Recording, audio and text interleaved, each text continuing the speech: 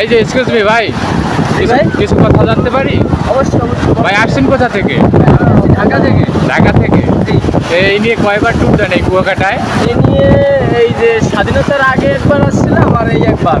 তো এখন মানে আগের ট্যুরের যে একটা ফিল আর এখন ফিল কেমন কি মানে অনুভব আগের করতেছেন? তুলনায় মানে এখন অনেক ভালো লাগতেছে, মানে এখন পরিবেশও ভালো বা এখানে এসে অনেক ভালো লাগতেছে এখন আগের তুলনায়। তো এখন মানে কি কি বিষয়গুলো ইমপ্রুভ করা দরকার তবে আপনি মনে করেন? সবচেয়ে বড় বিষয় হলো যে আপনার পাখি মেলা থেকে যে কুয়াকাটা, হ্যাঁ, কুয়াকাটা না এরপরে আলিপুর। কি স্টেশন ওই যে যাই হোক, আলিপুর, ওই আলিপুর। স্টেশন, হ্যাঁ আলিপুর।